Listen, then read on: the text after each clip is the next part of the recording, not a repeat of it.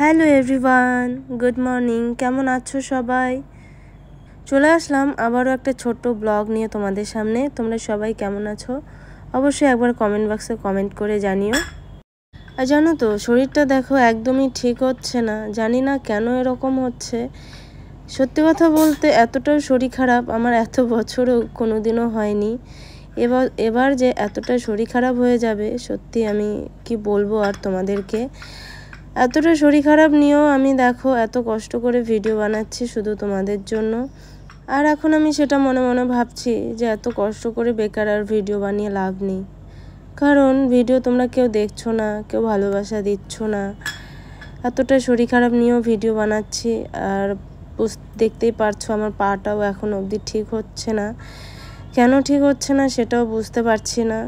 এই পা নিয়ে হাঁটাচলা করে এত কষ্ট করে ভিডিও করছি, সেখানে কোনো ভালোবাসাই পাচ্ছি না, তোমরা কোনো ভালোবাসা দিচ্ছ না। তো যাই হোক, ভিডিও করব কি না তোমরা একবার কমেন্ট বক্সে কমেন্ট করে জানিও তো আমি ভিডিও করব কি না। তো দেখো আজকে সকালবেলা পাটা আমার ব্যথাও কমেনি, ফোলাও কিন্তু কমেনি। পরে আজকে দেখো বরমশাই নিয়ে এসছে ব্যান্ডেজটা, সেটাই আর কি ও করিয়ে দিচ্ছে। আসলে সব দিক দিয়েই সত্যি কথা বলতে শরীরটা কিন্তু আমার খুবই খারাপ। এক হচ্ছে জ্বর, 2 হচ্ছে সর্দি কাশি, 3 হচ্ছে এই পা ভাঙ্গা। কি করব বুঝতেই পারছি না। সাথে রয়েছে অনেক সবকিছু মিলিয়ে মিশিয়ে কিন্তু অনেক চাপ, কি আর বলবো তোমাদের। দেখো রান্না বান্না, খাওয়া, বাচ্চাকে স্নান করানো, খাওয়ানো, সব কিছুই মিলিয়ে মিশে কিন্তু একটা সংসারে কতটা পরিমাণে কাজ থাকতে পারে যারা যারা গুছিয়ে করো তারা ঠিকই কিন্তু জানো বা বুঝতে পারছো। তো যাই হোক, বরমশাই ব্যান্ডেজটা করিয়ে দিয়ে গেল, বলল আস্তে আস্তে কাজকর্ম করতে থাকো।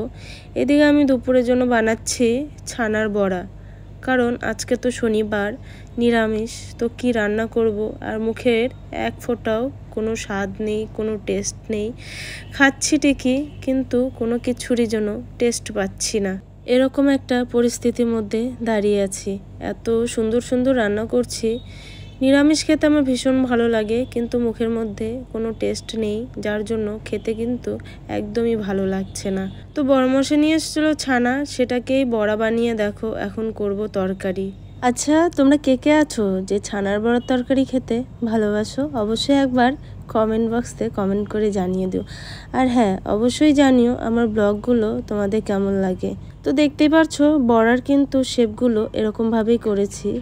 এভাবে কিন্তু যদি মিষ্টি বানিয়েও খাওয়া যেত তাহলে কিন্তু ভীষণ ভালো লাগে। আর হ্যাঁ, বড়াগুলোকে কিন্তু আমি একদম কড়া করে ভাজবো না, একটু লাল লাল করে ভাজবো। দেখো ছানার বড়ার তরকারি কিন্তু কমপ্লিট। কেমন হয়েছে কালারটা কমেন্টে জানাও।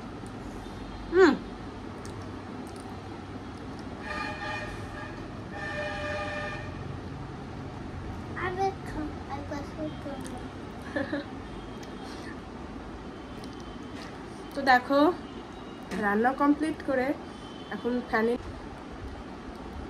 কলা খাচ্ছি, আর প্রচন্ড গরম। তুমি কোথায় গেছিলে গরমের মধ্যে? বাবার কাছে। মাত্রই আসলো ঘরে, আমার রান্না শেষ। সকালবেলা খেয়ে গেছিল বাবার কাছে।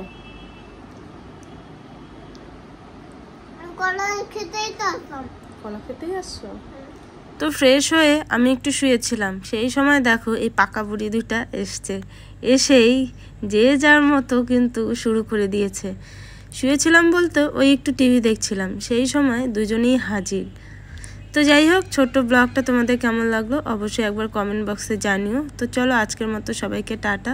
ছোট্ট ব্লগটা তোমাদের কেমন লাগলো অবশ্যই একবার কমেন্ট বক্সে কমেন্ট করে জানিও। তো চলো সবাইকে টাটা।